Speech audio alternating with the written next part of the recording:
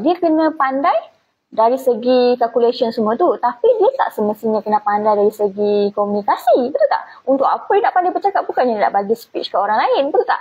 Jadi kalau bos dia nak hire accountant, dia tak perlu nak letak spek yang terlalu tinggi. Contohnya, you kena comel. Tak ada macam tu kan. You kena pandai bercakap. You kena lah tak boring. Buat apa? Benda tu bukan sesuatu yang penting untuk seorang accountant.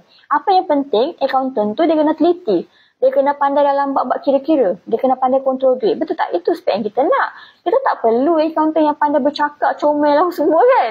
Yang pandai boleh present apa benda ke. Dia bukan seorang presenter. Dia bukannya nak buat sales ke apa benda. Betul tak? Kat sini yang saya nak jadikan cerita di mana si tempayan ni. Awak dah retak. Tapi awak janganlah tengok part yang sana, awak boleh jadi part lain. Macam accountant, let's say kalau accountant tu tak pandai nak bercakap ke, dia jenis suka memencikan diri, kita letak dia kat satu bilik. Duduklah kat sana. Jadi dia boleh buat kerja accountant dia. Dia tak perlu nak pandai bergaul dengan orang ke, pandai berkomunikasi ke, tak perlu. Jadi kat sini, part yang mana si tempayan retak tu, dia rasa dia dah retak, dia dah tak berguna. Duduk kat rumah je lah dia pasal bunga. Tak boleh. Dia kena tengok pada dia punya kekuatan yang dia boleh buat kat sana. Dia boleh jadi satu alat untuk menyiram. Jadi dia pergi kepada kekuatan dia tu sajalah. Janganlah tengok pada dia punya kelemahan yang retak tu. Dia kena tengok kat kekuatan dia. Okey, aku boleh jadi alat penyiram. Okey lah. Kita pergi tumpu kat sana sajalah. Macam accountant ni, dia nak pandai bahagian accountant, dia pergi tumpu pada accountant sajalah. Tak perlulah nak tumpu kat komunikasi. Macam si tempayan tu, tak perlulah nak tumpu pada dia punya keretakan. Buat apa? Benda tu satu kelemahan untuk dia. Dia tengoklah pada kekuatan yang saja. Okey, yang kedua, untuk sudut pandangan dia punya tuan pula. Tuan dia, selamat datang semua. Tajuk cerita saya si tempayan.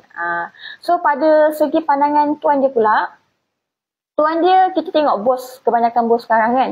Dia akan ada dua jenis bos. Bos yang pertama di mana bos tu dia tahu kelemahan staff dia. Contohnya si Siti ni. Kelemahan dia tak pandai bercakap. Contohnya. Jadi, bos dia bukannya nak guna dia untuk pergi represent dia punya company. Bos dia nakkan dia untuk dijadikan dia sebagai admin. Jadi, tak perlu dia nak pandai bercakap dengan dunia luar. Komunikasi, betul tak? Dia bukannya marketingnya part. Jadi, bos dia tengok, Siti ni boleh buat bahagian admin. Saya nak letakkan dia bahagian admin ke, human resource ke, benda bahagian general that part kan. Dia bukannya nak pergi letakkan Siti kat bahagian marketing.